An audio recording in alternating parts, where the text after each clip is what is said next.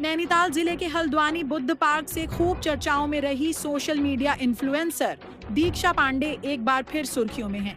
लेकिन इस बार वजह उनका निजी विवाद नहीं, बल्कि सोशल मीडिया पर दिया गया एक विवादित बयान है, जिसमें उन्होंने कथित तौर पर पहाड़ की महिलाओं को गंवार कहा। साथ ही सेना के जवानों की पत्नियों पर भी अभद्र टिप्पणी करते हुए कहा कि पति उनके फौज में और ये बैठी हैं मौज में। इस बयान के सामने आते ही सोशल मीडिया पर लोगों का गुस्सा फूट पड़ा और भारी विरोध शुरू हो गया। पहाड़ी आर्मी उत्तराखंड ने आरोप लगाया कि यह टिप्पणी फौजी जवानों की पत्नियों के सम्मान और चरित्र पर सवाल उठाने जैसी है, जिसके बाद संगठन ने पुलिस प्रशासन को शिकायत सौंपते हुए दीक्षा पांडे के खिलाफ कड़ी कार्रवाई की मांग की। गौरतलब है कि दीक्षा पांडे इससे पहले भी अपने पारिवारिक विवादों को लेकर सुर्खियों में रह चुकी हैं, लेकिन इस बार वह अपनी ही टिप्पणियों के कारण विवादों में आ गई हैं।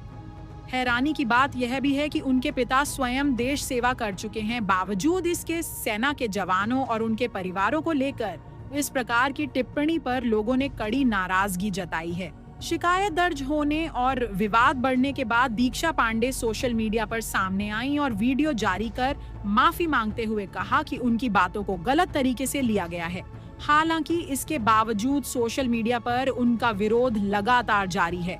बता दें कि देश की सुरक्षा में तैनात जवान महीनों तक अपने परिवार से दूर रहकर राष्ट्र सेवा करते हैं और इस दौरान उनके परिवारों की जिम्मेदारियां उनकी पत्नियां निभाती हैं। ऐसे में उनके सम्मान को ठेस पहुंचाने वाली किसी भी टिप्पणी को लेकर लोगों में स्वाभाविक रूप से आक्रोश देखा जा रहा है। फिलहाल मामला चर्चा का विषय बना हुआ है और आगे की कार्रवाई पुलिस जांच के बाद तय होगी। आप दिखता है तुम लोगों को देख के कौन गंवार है कौन क्या है, साफ सी बात है। पति उनके फौज में, ये बैठी है मौज में। और कुछ पहाड़ की औरतें वो हैं जिनकी शादी हो गई है, अब उन्होंने देख लिया बहाबर, अब बहाबर को देखा उन्होंने फोन, पति उनके फौज में, ये बैठी है मौज में। बस सही बात वही बात है ना भाई, क्यों? तो पहाड़ों की वही जो गंवार औरतें होती है ना।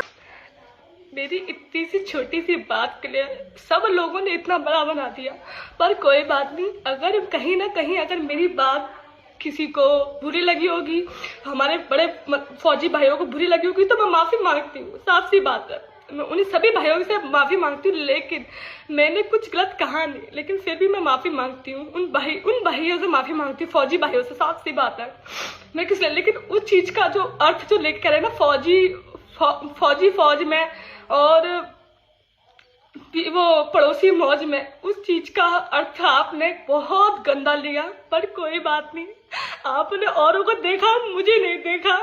मैं भी तो एक फौजी की बीवी थी, मतलब मेरी मम्मी भी फौजी की बीवी थी, मैं भी फौजी की बेटी थी। मेरे चरित्र के ऊपर कितना गंदा बोला गया, बहुत गंदा बोला गया मेरे चरित्र के ऊपर।